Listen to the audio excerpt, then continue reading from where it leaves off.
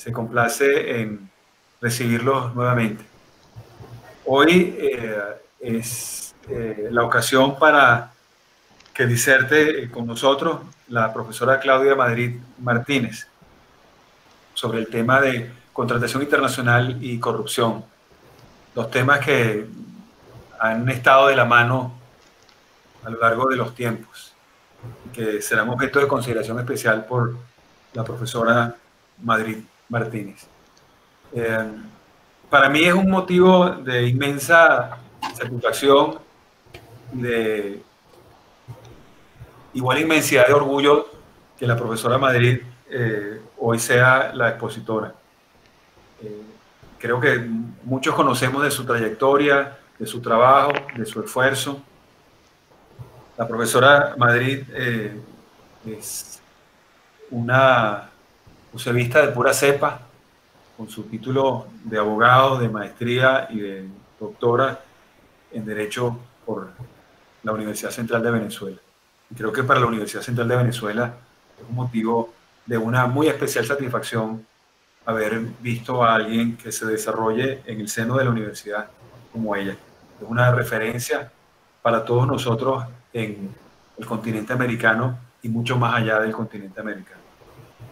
A mí en lo personal es una de mis grandes alegrías haber compartido con la profesora Madrid Martínez en algunas de estas aventuras académicas. La clase de hoy es, nuestra masterclass del día de hoy, es la última clase del año 2020. Ustedes saben que arrancamos ya unos meses atrás, en el mes de octubre, motivados por el deseo de acompañar a los estudiantes de la maestría en particular, pero sin limitarlo a ellos, extendiendo esta invitación también a todos los interesados en estos temas de derecho internacional privado y comparado. Creo que la experiencia hasta ahora ha sido exitosa. La vamos a cerrar hoy con esta masterclass de lujo, con una expositora de lo más representativo de los logros del derecho internacional privado en nuestro continente. Vamos a cerrar este año 2020, pero vamos a reiniciar, ya anunciamos la fecha para que la tengan pendiente, el día 7 de enero de 2021, con el profesor José Antonio Briceño, quien va a tocar temas, o el tema de Internet, derecho de la propiedad intelectual y derecho internacional privado. Esa es la invitación que tenemos para el 7 de enero de 2021. Y para el año 2021 queríamos también anunciar una variante también en nuestra aula MECLE. Vamos a iniciar unos diálogos jurisprudenciales que ya ustedes verán con qué formato se va a desarrollar. Para ello también queremos invitarlo muy especialmente. Y finalmente, antes de darle la palabra a la profesora Madrid, quisiera recordar o hacer el siguiente recordatorio. Hasta el 30 de marzo del año 2021, recuerden la fecha, hasta el 30 de marzo de 2021 estaremos recibiendo trabajos para la edición número 3 de nuestro anuario de la maestría. Y recuerden ustedes que para el año 2021 vamos a entregar este tercer anuario en honor, en homenaje de la Fundación de la Universidad Central de Venezuela. Para el mes de diciembre del año 2021 se conmemorarán los 300 años. Y queremos nosotros en la maestría adelantarnos un poco para que nuestro testimonio esté allá y esté de primero, como debe ser, por parte de la maestría, orgullosa de su Universidad Central de Venezuela. Nosotros orgullosos de nuestra profesora Claudia Madrid, le damos la palabra. Profesora, tiene el derecho de palabra. Muchísimas gracias, profesor, y sobre todo por sus palabras que sabe que valoro bastante y que lo que hacen es motivarme a seguir trabajando por la universidad. Como dice el profesor Hernández Bretón, voy a tratar con ustedes hoy el tema de la contratación internacional y la corrupción.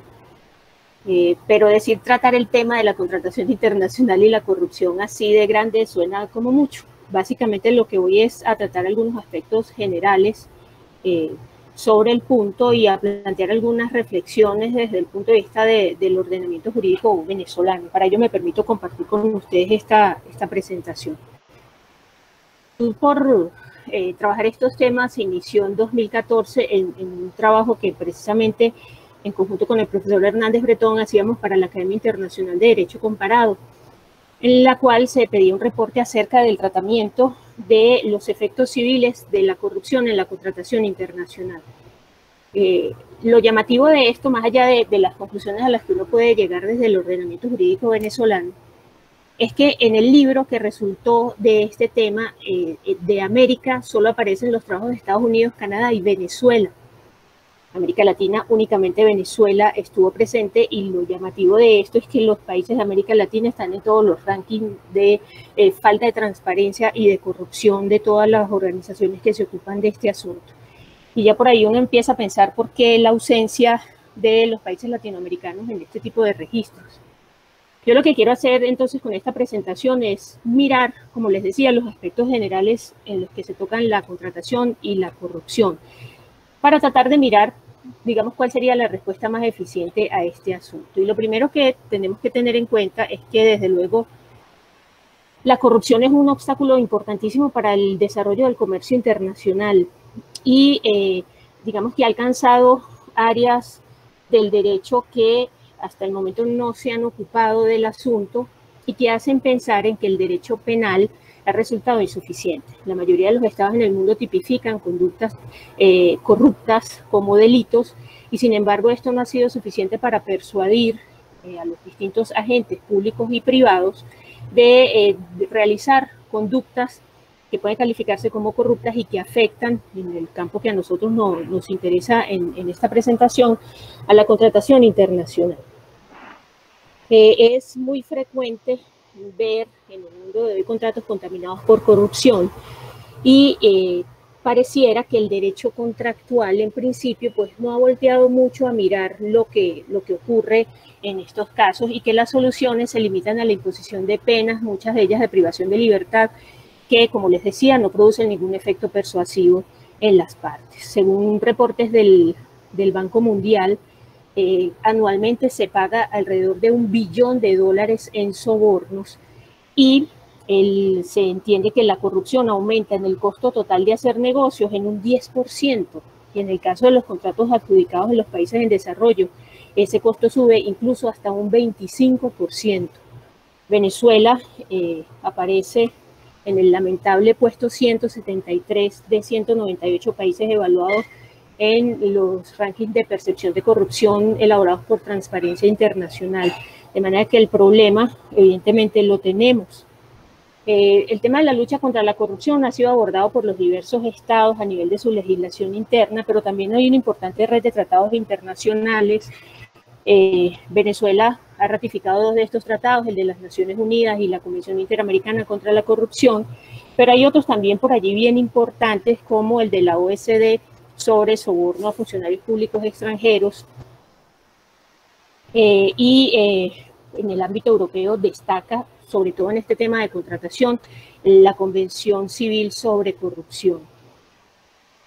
Hay autores incluso que llegan a hablar de que la lucha contra la corrupción configuraría una rama del derecho independiente, en donde destacan en primer término estos tratados, también las legislaciones internas y algunos códigos de conducta de ONG, y aquí uno podría incluir de pronto las reglas de la ICC sobre el combate a la extorsión y al soborno en los negocios internacionales.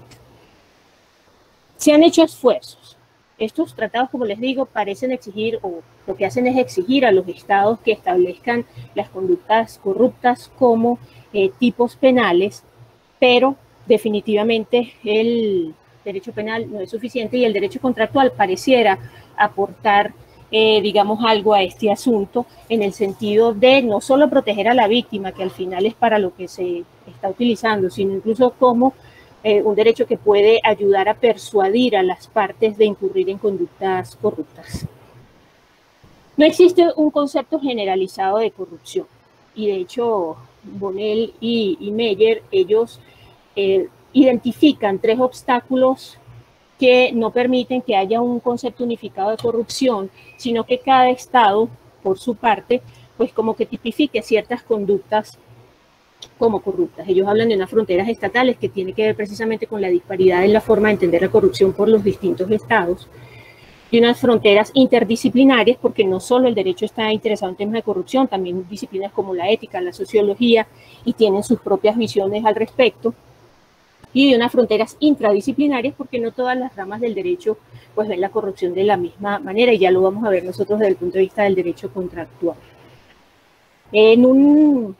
Durante la elaboración de la política pública integral anticorrupción, el programa de las Naciones Unidas para el Desarrollo elaboró un concepto muy general que servía de marco a esta política, y según este concepto, entonces la corrupción se describiría como el mal uso del poder público de la autoridad para el beneficio particular por medio del soborno, la extorsión, la venta de influencias, el nepotismo, el fraude, el tráfico de dinero y el desfalco.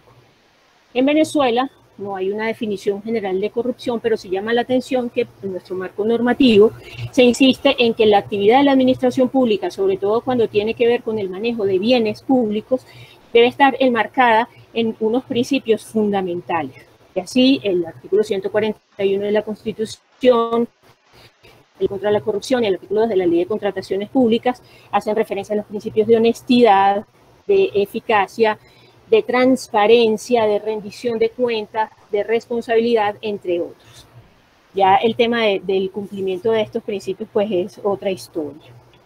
En materia de contratación de todos los, digamos, tipos penales vinculados a la corrupción, nos interesa fundamentalmente el soborno o cohecho, que es lo que más típicamente se ve en los esquemas de corrupción que acompañan a los contratos internacionales. Y así, pues hay, digamos, algunas definiciones que varían entre los diversos tratados y desde luego nuestra ley contra la corrupción, pero básicamente tanto la Convención de la OCDE como la Convención de las Naciones Unidas, la Interamericana y la Convención Civil sobre la corrupción e incluso la ley venezolana hacen referencia, por un lado, a ofrecer y por el otro lado a solicitar o aceptar un beneficio indebido para sí, para otra persona, bien sea de manera directa o indirecta, con el objeto de que un funcionario actúe o deje de actuar en cumplimiento de sus funciones. De manera entonces que es frecuente en la práctica ver cómo los contratos pues, están acompañados de unos acuerdos bien particulares cuyo objetivo es la obtención de una ventaja económica. Esa ventaja económica generalmente implica dinero, pero no siempre o no se limita al tema del dinero. Estamos hablando de otros bienes materiales como joyas, incluso viajes costosos, o bienes inmateriales como títulos nobiliarios, favores sexuales. Incluso en Colombia recientemente hubo un escándalo porque una alcaldía estaba intercambiando favores en relación con contratos con cirugías plásticas. Se trata, en todo caso, de ventajas indebidas. El soborno, digamos que alcanza unos niveles muy importantes en la actualidad, quizá en el continente americano, destaque desde luego el caso Odebrecht. El caso de Odebrecht se conoce básicamente porque durante un proceso en una corte del Distrito de Nueva York en 2016, en el caso de Estados Unidos contra Braskem y Odebrecht, unos funcionarios de Odebrecht, para evitar la imposición de sanciones, pues firmaron un acuerdo con autoridades de Estados Unidos, y en ese acuerdo ellos admitieron haber pagado sobornos a altos funcionarios en al menos 2 estados del continente. Hubo incluso pagos fuera del continente americano, pero nos limitaremos a esto. Estamos hablando de, si ven el esquema, unos cuantos millones de dólares repartidos a lo largo del continente para la obtención de contratos en los diversos estados. El destape de este tema de los sobornos de Odebrecht pues generó diversas reacciones en el continente. El derecho penal se activó, hubo apertura de procesos penales, hubo funcionarios presos, hubo suicidios, hubo muertes repentinas de testigos claves, pero también hubo reacciones desde el punto de vista del ordenamiento jurídico. Por ejemplo, en Perú se modificó la ley de arbitraje, en donde se estableció que en los arbitrajes en los que interviniese el Estado cuya cuantía fuese superior a $10.000 aproximadamente, siempre irían a un arbitraje institucional y nunca a un arbitraje ad hoc. Además, se prohibió funcionar como árbitros a quienes hubiesen tenido algún contacto con el caso en cuestión. Se establecieron contracautelas para dictar medidas cautelares y se endureció un poco el sistema de los arbitrajes internacionales llevados a cabo en Perú y sometidos a la ley peruana. En el caso de Colombia, por ejemplo, digamos que a raíz de este tema del acuerdo en Nueva York, pues se destapó un escándalo en relación con la concesión de la construcción de una autopista que comunicaría Bogotá con la costa atlántica a una concesionaria llamada Ruta del Sol, cuyos principales accionistas era justamente Odebrecht.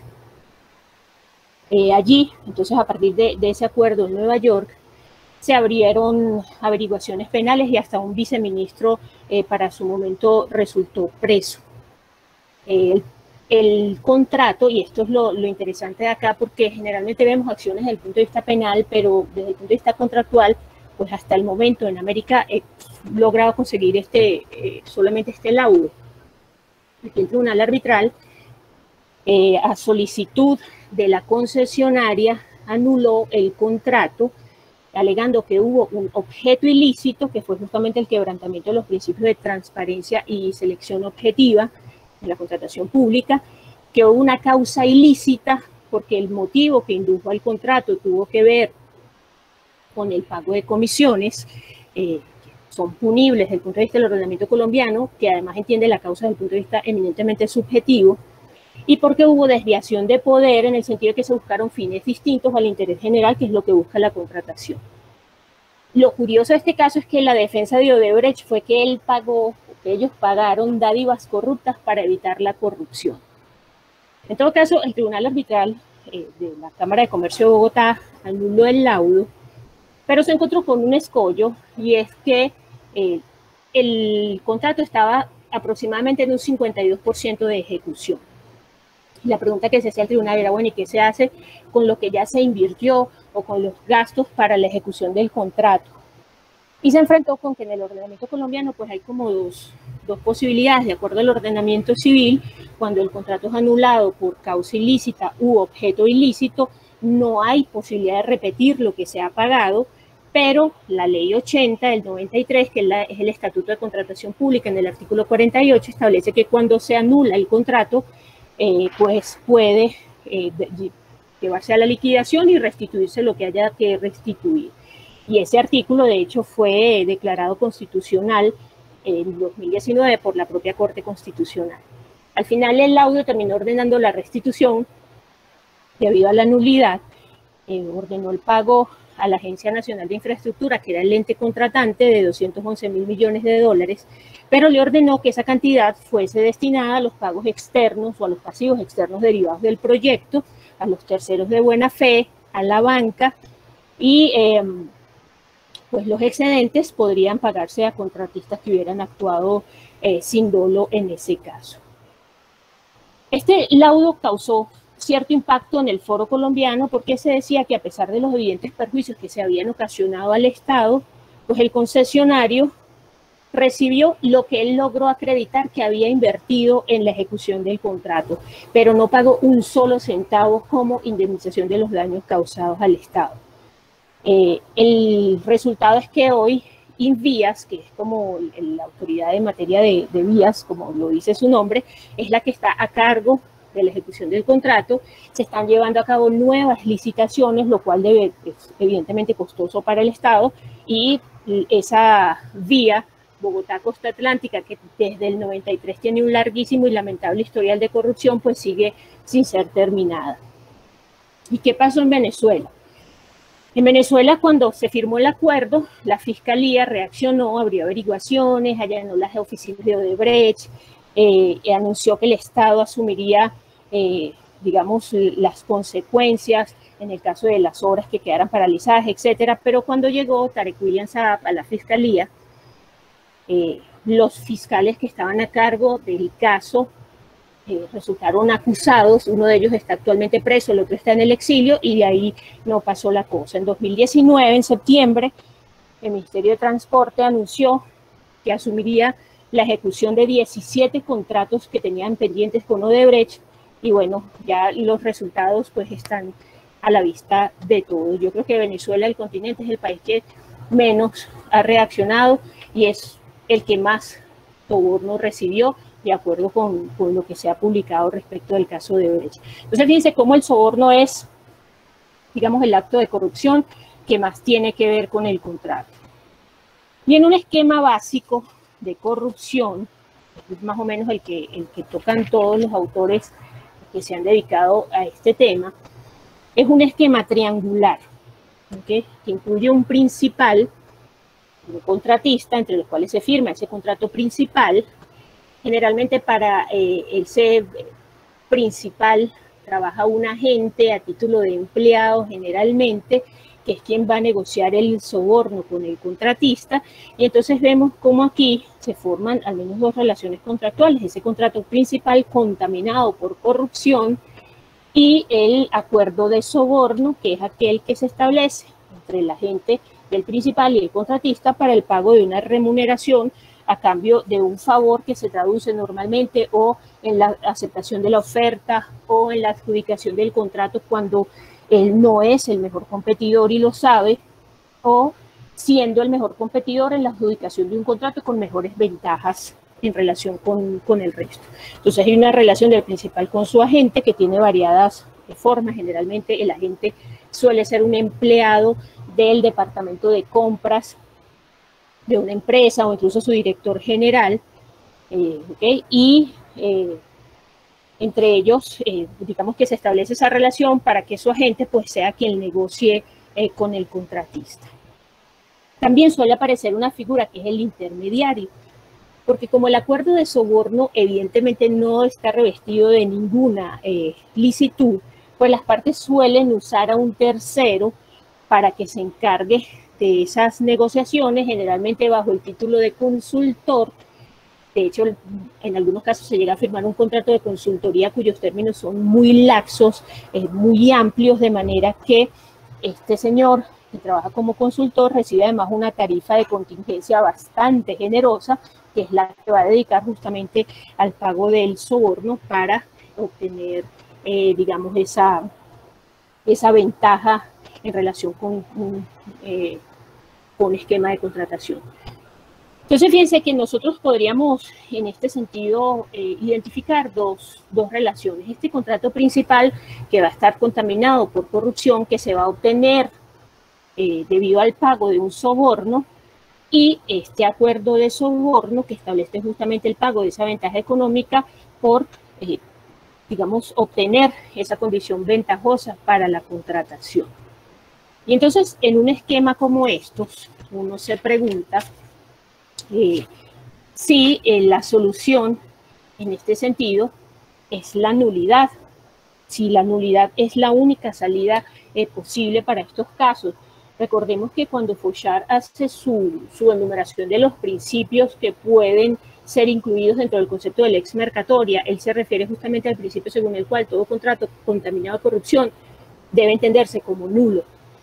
Pero sin embargo, yo creería que es necesario partir de esta distinción que muy bien plantean Bonelli y Meyer en el trabajo de la Academia de Derecho Comparado, de distinguir entre los contratos de corrupción y los contratos por corrupción. Es decir, esos contratos, en primer término, que tienen como objetivo únicamente el establecimiento de esa dádiva o ventaja económica indebida, y los contratos que se obtienen a partir de ese pago. Yo tomaría aquí la nomenclatura de Bonelli y Meyer, que me parece que es bastante descriptiva entre contratos de corrupción y contratos por corrupción.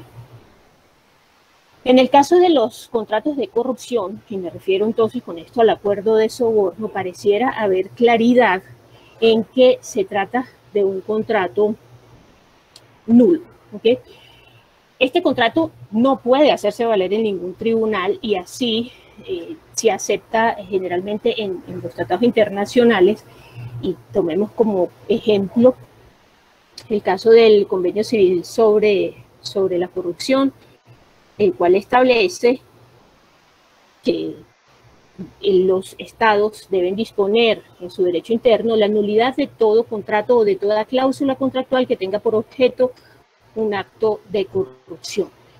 No hay discusión en que ese contrato debe ser declarado nulo, y así lo entienden incluso los principios Translex, que en su artículo 472A establece que los contratos que prevén el pago o transferencia de sobornos.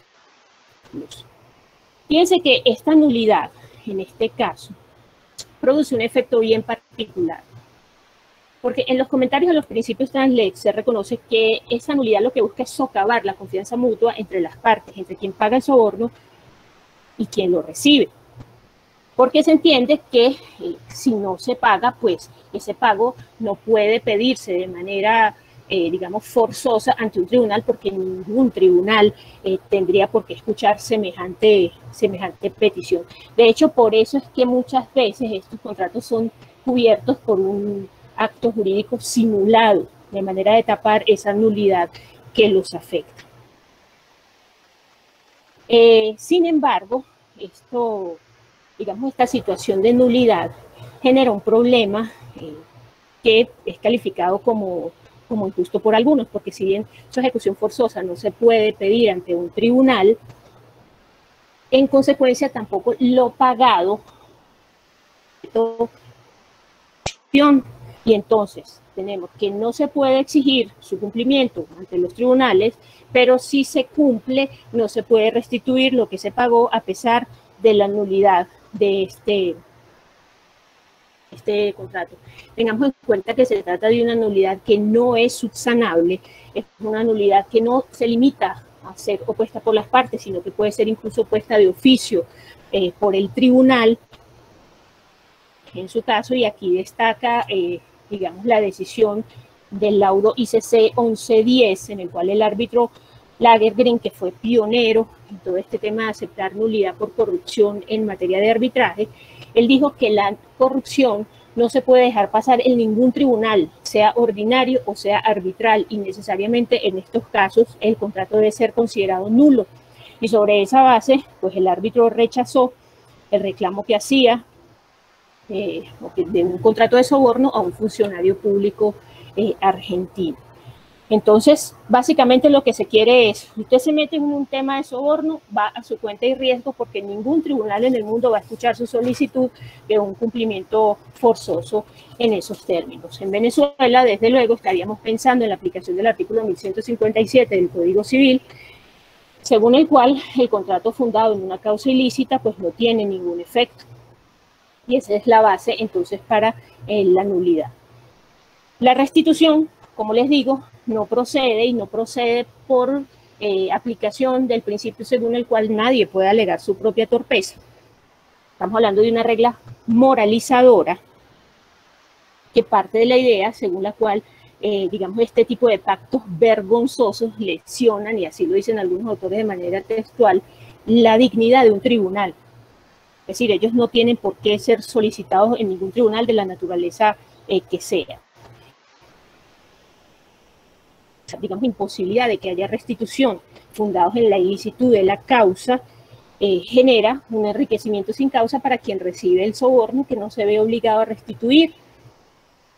Cuando uno ve esto, digamos, en frío, y lo ve desde el punto de vista de la teoría general de las obligaciones, en Venezuela el artículo 1157 entiende que la causa inmoral no da lugar a restitución, haciendo una diferencia allí entre la ilicitud propiamente tal, es decir, la contrariedad con el orden público y las normas imperativas, y la inmoralidad, que es la contrariedad con las buenas costumbres, como esa expresión de los principios morales en el derecho.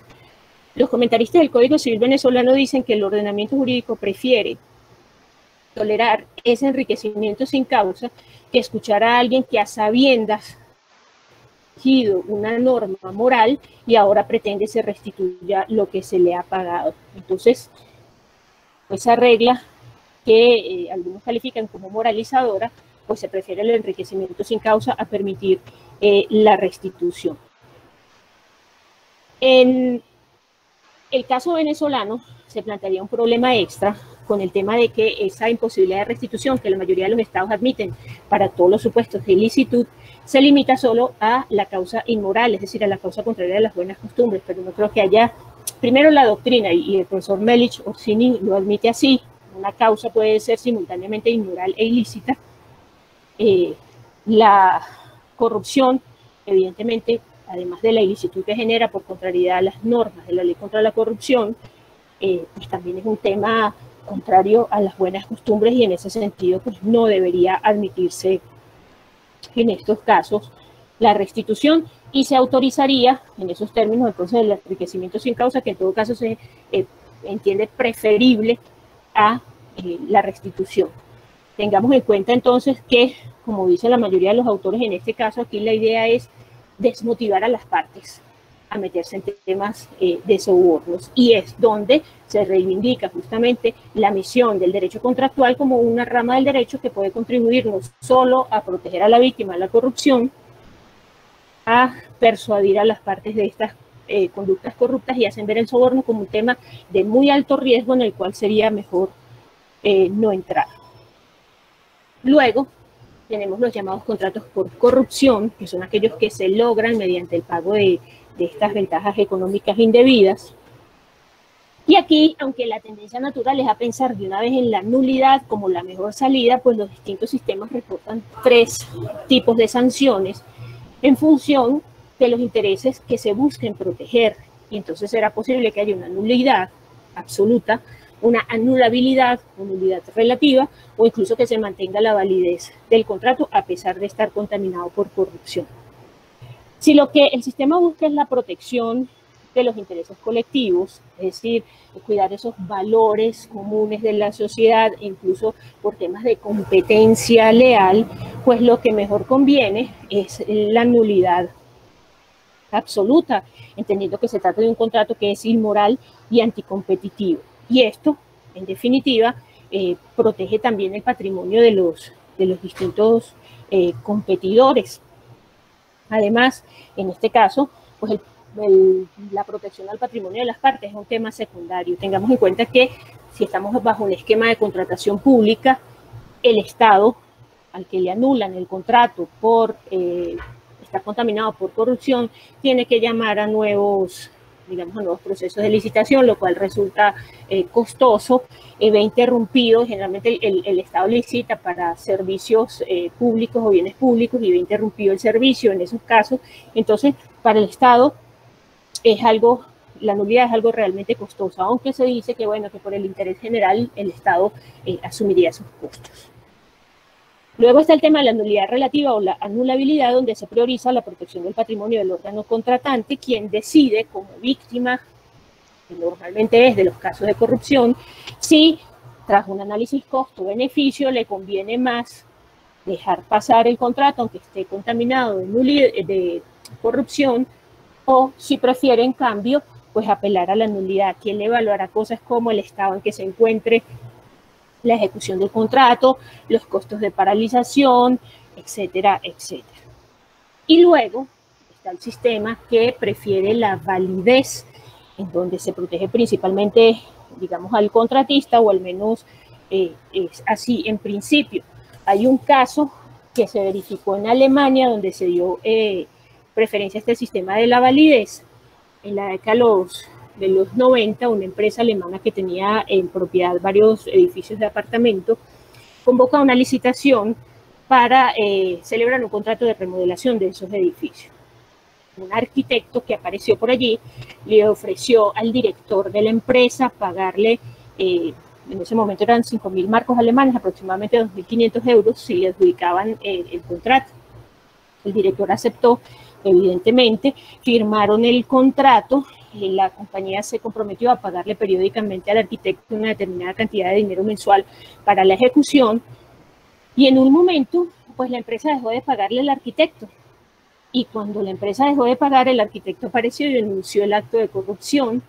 La empresa lo que hizo fue despedir al director, pedir la nulidad del contrato ante tribunales. La nulidad fue declarada en primera instancia, segunda, pero el Tribunal Federal anuló la sentencia del Tribunal de Apelaciones y entendió que si bien el contrato de remodelación estaba contaminado por corrupción, específicamente por un tema de soborno, el contrato en sí mismo no era ilícito y los servicios del arquitecto pues, se contabilizaron conforme como a los baremos de cobro de este tipo de profesionales para su momento, de manera que el acuerdo de soborno no modificó o hizo más costoso el precio total del contrato, de manera que perjudicara a la empresa, y por eso declaró la validez de ese contrato. Entonces, en ese sentido, uno hay que reconocer que aunque en principio repugne la validez de un contrato con actos de corrupción que le preceden, tal vez después de un análisis de la situación en el caso concreto, lo mejor sea mantener la validez de ese contrato. Lo cierto es que la validez además tiene una ventaja comparativa, y es que las tasas de detección aleatoria de corrupción, es decir, estos exámenes que se emprenden en uno u otro caso de contratación a ver si hay algo raro por allí, pocas veces tienen éxito, pocas veces conducen a detectar efectivamente un caso de corrupción.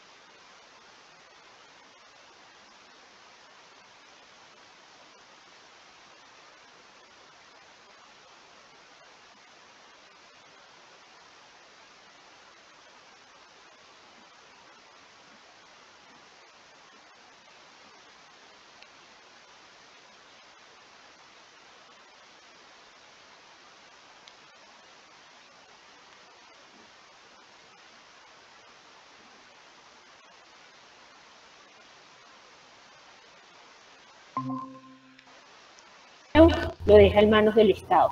Quizá más claridad vemos en los principios Translex, que en el artículo 472b dispone: los contratos procurados mediante el pago o transferencia de sobornos son anulables por la parte inocente de conformidad con el principio 473. El principio 473 se refiere al error de hecho y de derecho.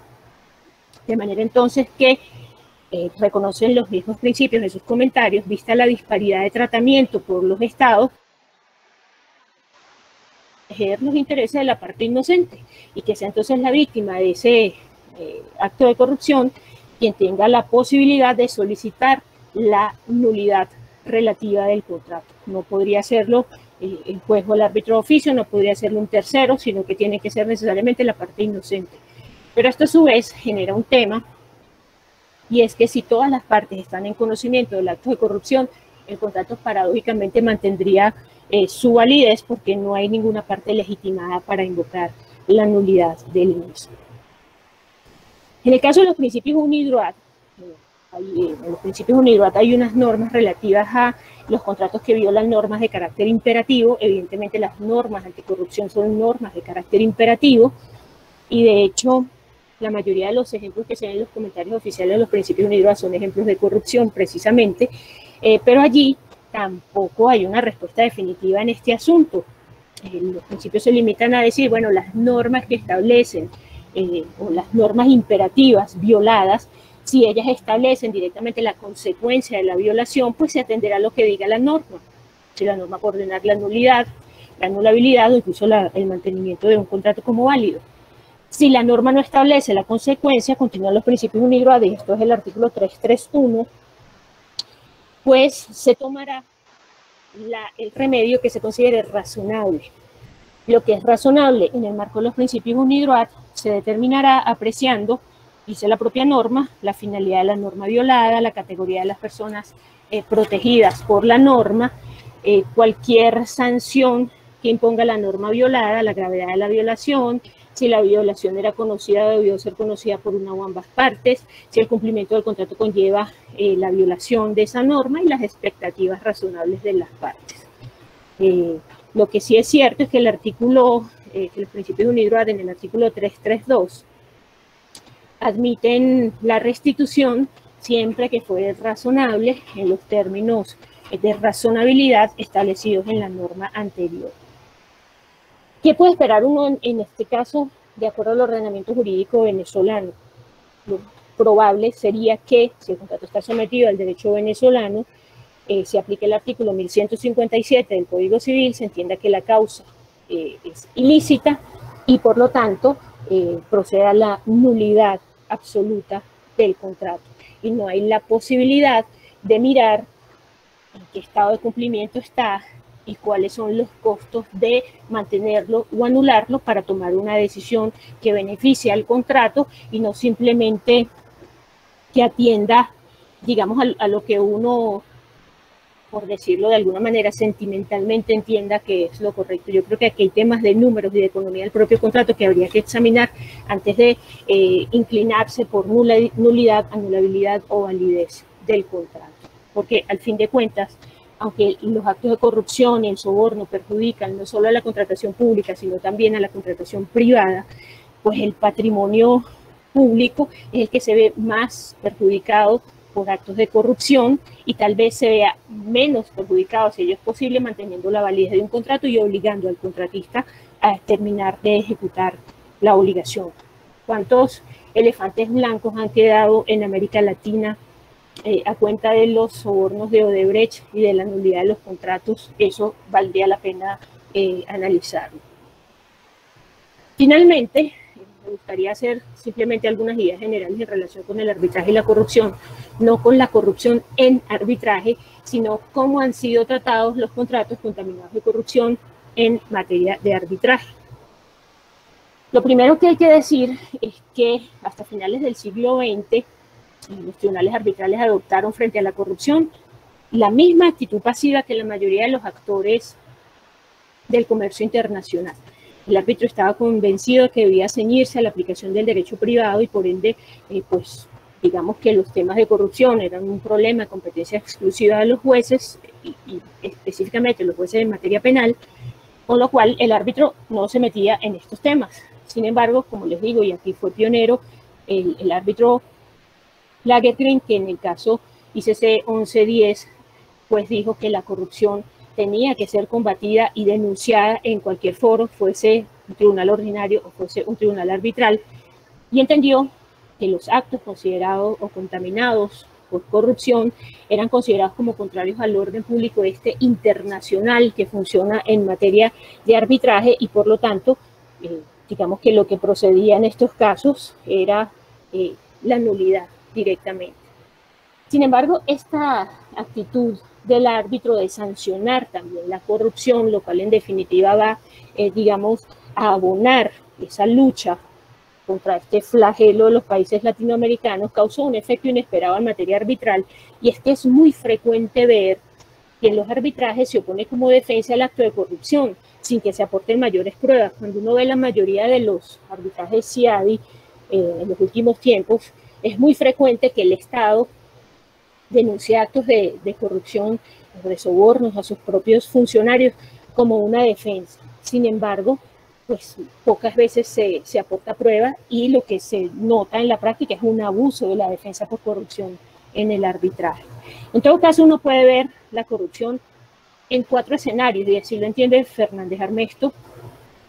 2 escenarios en materia de arbitraje comercial y 2 escenarios en materia de arbitraje de inversión. En el caso de arbitraje comercial es frecuente que se lleven a arbitraje temas de contratos simulados, es decir, de este acto que recubre a través de una ficción y que trata de darle legitimidad a esos pagos ilícitos mediante pagos de comisiones, etc. La otra posibilidad es que se lleven justamente los contratos que han sido obtenidos por medio de pagos corruptos, es decir, los contratos por corrupción, los contratos contaminados por corrupción. En el caso de arbitraje de inversión, pues se ven casos en los cuales el inversor incurre en actos de corrupción para obtener, digamos, la aprobación de su inversión o la obtención de una determinada concesión, o en casos menos frecuentes, casos en los cuales el inversor se niega a aceptar un pago corrupto y el Estado lo sanciona con expropiaciones o dispensándole tratos injustos o inequitativos. El problema de la corrupción en los contratos cuando se alega ante tribunales arbitrales tiene que ver justamente con su prueba. Es difícil obtener testimonios o documentos digamos, de los directamente involucrados con el acto de corrupción, porque el árbitro no puede obligar a un tercero que fungiría como testigo a venir al arbitraje a prestar testimonio.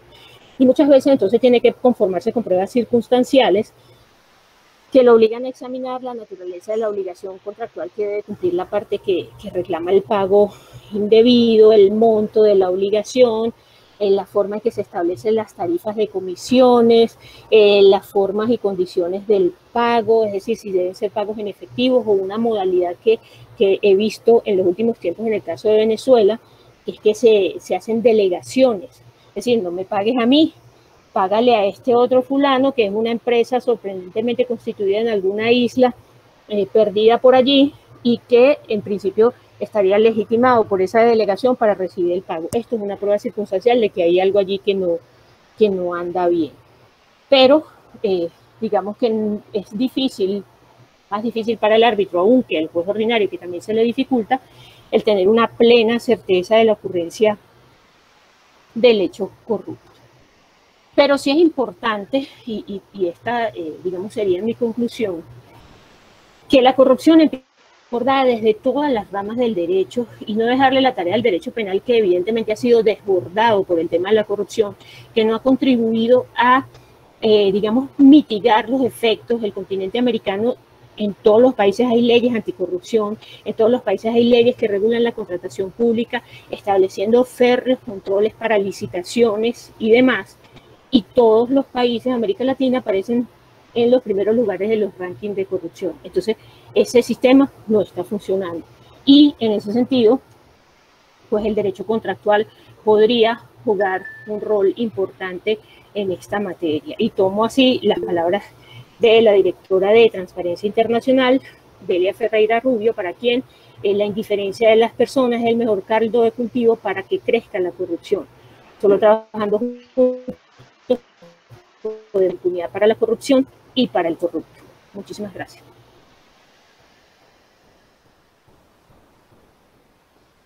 Muchas gracias, profesora. Muy interesante las reflexiones y los comentarios y el análisis. Queríamos ahora invitar a nuestros participantes a intervenir, a ver si tienen algún tipo de comentario o de preguntas. Recuerden que por el chat se pueden también hacer algunas preguntas. Tenemos hasta el momento aquí una pregunta de Manuel Hernández. Se señala, quería preguntar, ¿cómo puede un juez o un árbitro distinguir si un contrato fue de corrupción o por corrupción? Esa es concretamente la pregunta. La distinción tiene que ver con el objeto del contrato. El contrato de corrupción es un contrato que establece un pago de una determinada cantidad de dinero. El problema de identificación de esto es que generalmente son actos simulados, ¿okay? Pero básicamente es el pago de una cantidad de dinero a título generalmente de comisiones, consultorías y cosas por el estilo. El contrato por corrupción es un contrato normal y silvestre, contrato de obra, un contrato de prestación de servicios, al cual por ninguna parte, a él evaluado en solitario, se le ve la corrupción por ninguna parte. El problema de este contrato viene al estar vinculado con otro que lo contamina, y de hecho esa es la expresión que se ve en la mayoría de la doctrina, que lo contamina de esa corrupción, pero en principio es un contrato con todos sus elementos, perfectamente lícito, válido, sin ningún tipo de problema considerado en sí mismo. Su problema viene con la relación que pueda tener con un contrato de corrupción, que es el que establece el pago o esa ventaja económica indebida para que el funcionario actúe o deje de actuar en ejercicio de sus funciones. Muchas gracias, profesora. Yo quería hacer un comentario y una reflexión acá, porque realmente en el combate contra la corrupción todos tenemos que juntar esfuerzos. Desde el punto de vista del derecho, ciertamente que el derecho penal ha demostrado que tiene un alcance limitado. La cuestión está entonces cómo el derecho privado y el derecho internacional privado pueden ayudar en esa tarea de combatir la corrupción. Entonces, viene el tema de definir de qué forma sería más efectiva la participación de los remedios desde el punto de vista del derecho privado y del derecho internacional privado en la lucha contra la corrupción. Cuando hace esa diferenciación entre la nulidad, la anulabilidad o la validez, mantener la validez del negocio viciado o afectado por corrupción, ya sea por o de corrupción, en ambos casos. La cuestión es que cuál de todas ellas sería la más efectiva para alcanzar un objetivo que es tratar de desarraigar la corrupción. Y ciertamente, en muchos de los casos, terminan siendo encubiertos. Es decir, se trata de, por ponerlo en terminología de derecho privado, por decirlo así, en materia contractual, de obligaciones, son una suerte de contratos enlazados, por una parte, o sea, vinculados unos con los otros para alcanzar una finalidad. Entonces ya está el enlazamiento, lo podemos llamar, no sé si por la causa, por el objeto, los sujetos, uno. Pero, por otro lado, tenemos el tema de que además de ese enlazamiento, son muchas veces, el encubrimiento es de tal naturaleza en la que nosotros encontramos que se hace mucha referencia a los contratos de consultoría. Y creo que la experiencia, la venezolana no, pero relacionada con Venezuela sí. Por ejemplo, esos contratos de consultoría que se contratan además por unos montos exorbitantes. Es decir, creo que cada uno de nosotros que ha estado en el ejercicio profesional sabe que las cantidades de dinero que se mueven en esos contratos de consultoría. Y si nosotros tenemos, por ejemplo, un contrato de consultoría por un monto, digamos, módico de unos tal vez 90 millones de euros o cosas por el estilo, en que ni siquiera están documentadas, sino que son contratos de consultoría verbales.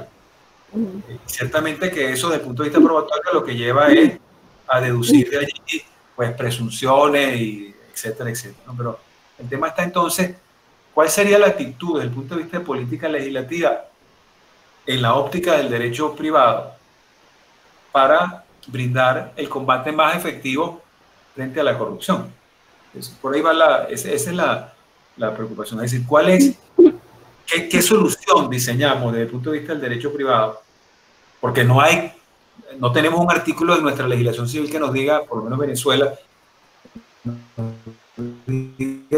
o sea, este tipo de procesos, sino vamos a las normas generales y aplicamos las soluciones generales, pero aplicarlas tiene que ser con un propósito también, en este caso de erradicar, desarraigar corrupción. Yo creería que en el caso del contrato de corrupción, la solución necesariamente tiene que ser la nulidad, porque allí además de un tema de violación de normas, hay un tema de violación de temas morales. Entonces yo ahí sí soy partidaria de la nulidad pura y dura y sin restitución, además, para hacerlo menos atractivo. Pero en el contrato por corrupción, yo sí pensaría en la necesidad de dejarle al juez o al árbitro la posibilidad de decidir el remedio en función de las características del contrato y no irme de una vez por la nulidad, porque la nulidad le puede salir más costosa al Estado, pensando en la contratación pública específicamente. Es decir, anulo el contrato, tengo un monstruo a mitad de construcción, el contratista se va,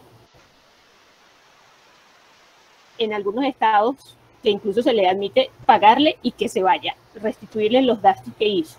Entonces, yo creo que el combate allí pasaría por evaluar, caso concreto, qué es lo mejor para la parte inocente en el contrato y qué puede ser más sancionador para la parte que ha cometido el acto de corrupción, porque la nulidad no siempre es lo mejor. Y lo veo por el caso Ruta del Sol. El contratista no le pasó absolutamente nada, recibió su dinero, no le quedaría mucho porque tuvo que pagarle a los externos por orden del tribunal arbitral, pero no perdió nada. Es decir, no tuvo que pagar indemnización, no tuvo que ocuparse de terminar la obra, se fue, se lavó las manos y hasta ahí llegó el asunto. Entonces, yo votaría porque no sea per se la nulidad la respuesta frente a un contrato por corrupción. Y había que evaluar, digamos, la situación. Y apelaría a una idea de la profesora Tatiana Meckel, porque uno piensa, y dejarle la libertad al juez, ¿qué tal? O terrible, ¿qué va a hacer el juez con semejante facultad? Y es que uno tiene que pensar no en hacer leyes para jueces incapaces, sino hacer leyes eficientes y entrenar a los jueces para que las apliquen bien. Y eso podría ser una salida, digamos, más pensando en el propio contrato que en dejarse llevar porque tiene que ser nulo porque sí, porque muchas veces el contrato desprovisto de esta parte de corrupción es un contrato perfectamente válido y lícito con relación al cual lo más conveniente es que se siga ejecutando y se lleve a buen término. Pero el contrato de corrupción, ese sí debe ser nulo de manera absoluta, sin discusión. Gracias, profesora. Tenemos unos comentarios también. Hay un comentario que nos hace Eliezer Sánchez. Dice aquí en su comentario, dice, en aras de la armonización de estas reglas, sería interesante ver la interacción de las reglas con instituciones propias del common law, tales como coercion, la influencia indebida y la unconscionability. Esa es una que está por ahí, y hay otra que nos hace nuestra amiga Sonia Oliveros, un saludo particular también para ella, que hace un comentario, una referencia en cuanto a las consecuencias también, desde el punto de vista de soluciones de derecho civil o de derecho privado para nuestro caso. La preferencia de permitir el enriquecimiento nulidad absoluta, opina, violaría el artículo 1157 del Código Civil. Esos son los dos comentarios que tenemos allí. A ver, en el common law, digamos que hay muchos más controles y estas dos figuras suelen conducir a la nulidad.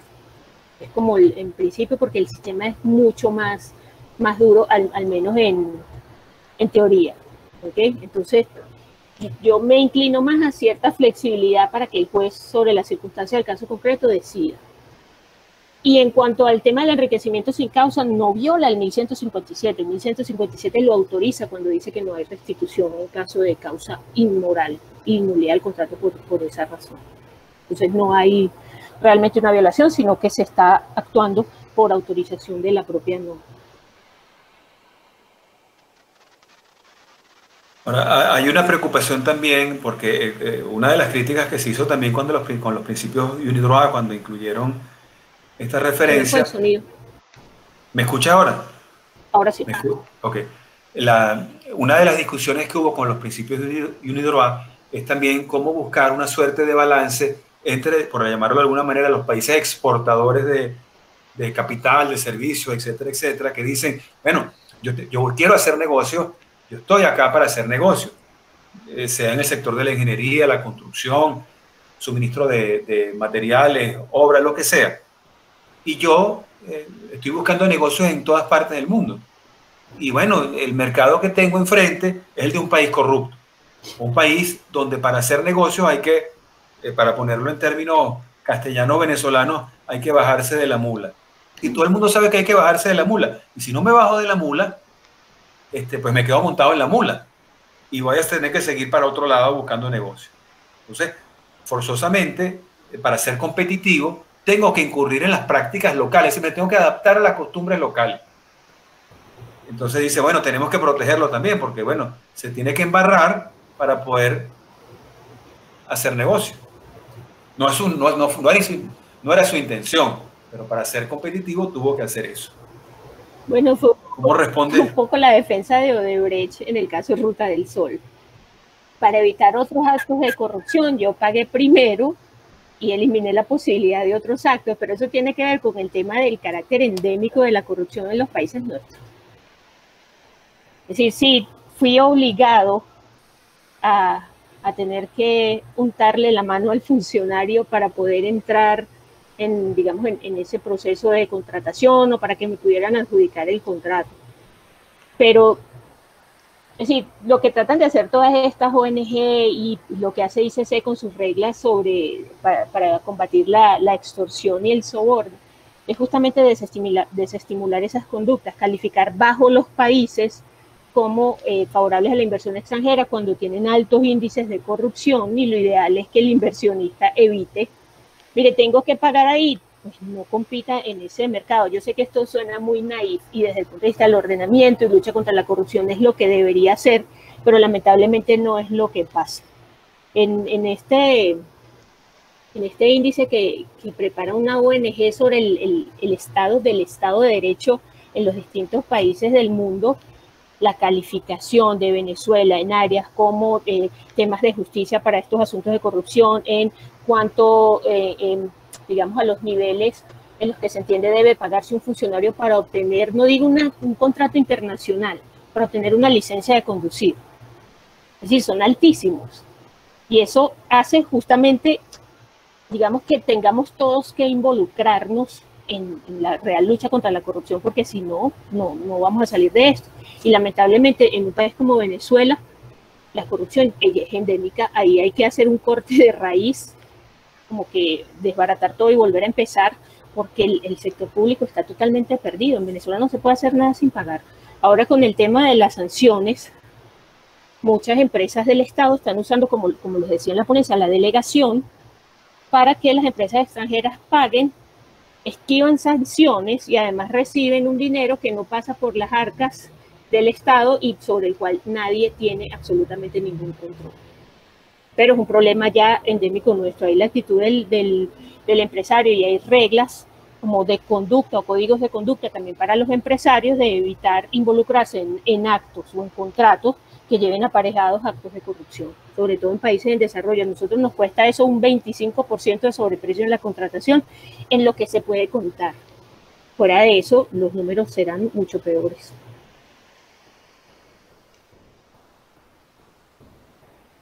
Muchas gracias.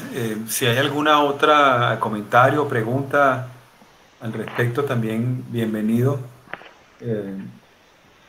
Hay un tema, para hacer un comentario aquí adicional, hay un tema importante, y es los países que han tomado en serio el combate contra la corrupción, que tampoco es que son muchos en el mundo, invierten cantidades de dinero importantes y buscan estimular el combate contra la corrupción. Es decir, no es solamente un tema como el que estamos haciendo nosotros ahora, y agradezco mucho la iniciativa de parte tuya. Esto es un tema de educación. Este es el camino más largo. Es el más seguro, pero es el más largo. Pero los frutos solamente se van a cosechar con una inmensa difusión y el sembrar en todo un país. Es decir, es muy a largo plazo. No es una cuestión que podríamos pensar que la vamos a ver ni 20 ni 30 años, sino hay otros caminos. Hay caminos importantes, como por ejemplo el que tomó Singapur, que venía de unas orientaciones culturales muy propicias a la corrupción y etcétera, pero ellos prácticamente erradicaron la corrupción con sanciones muy fuertes. Es decir, pusieron el país por la mitad del camino y la gente sabe que el que se sale va a recibir una sanción ejemplarizante. Eso por un lado.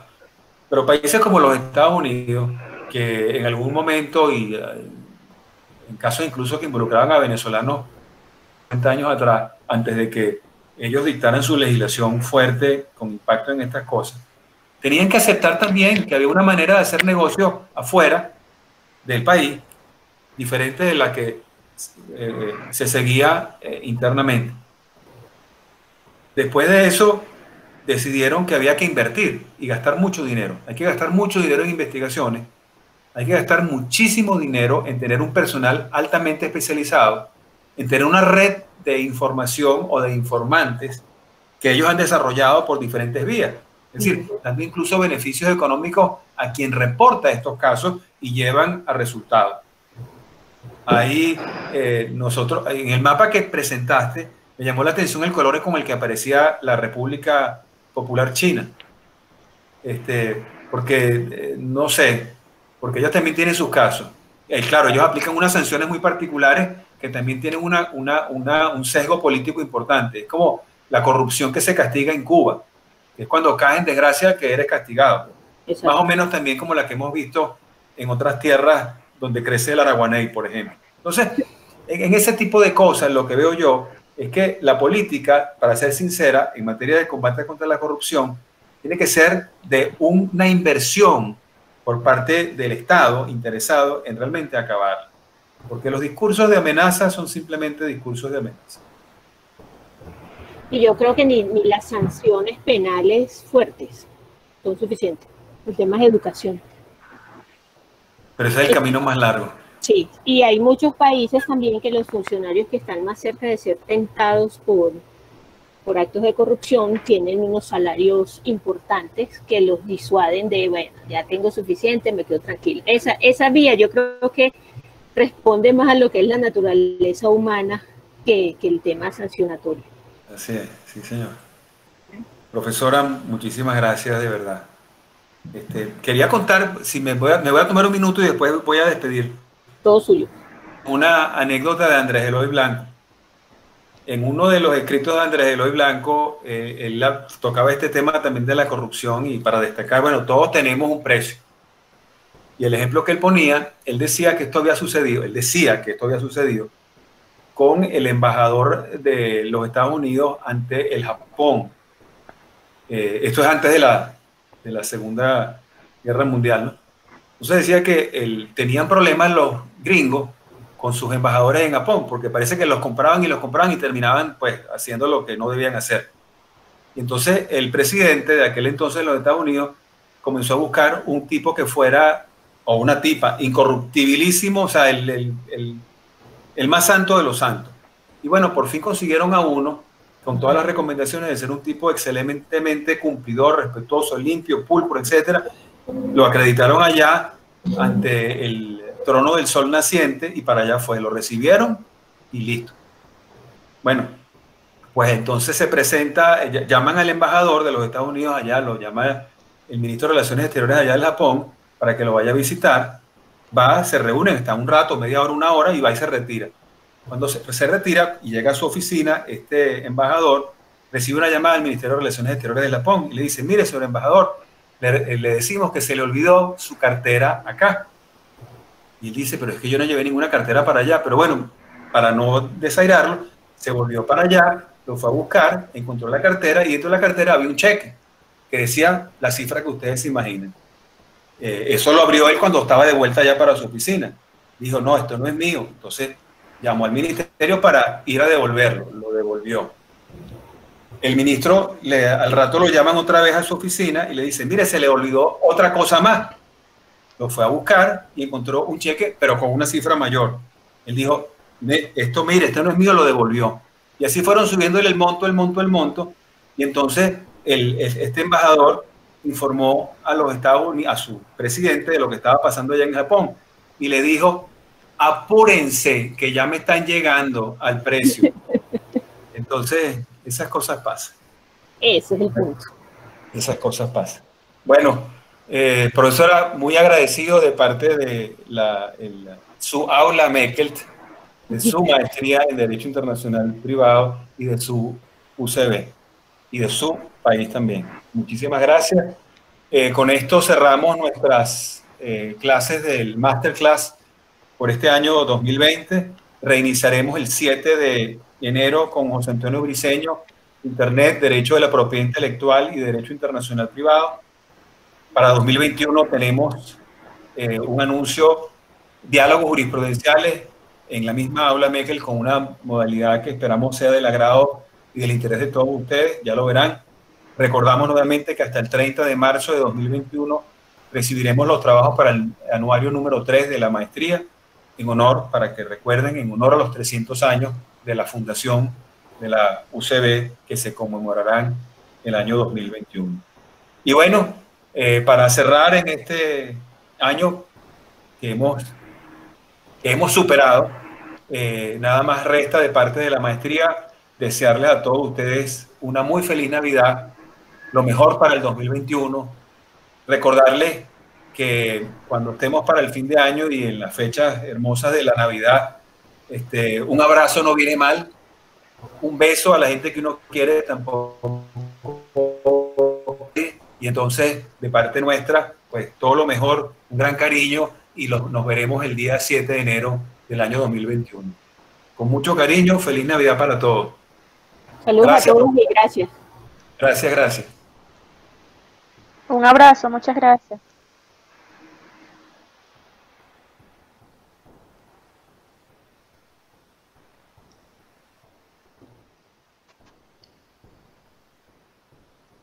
Aquí.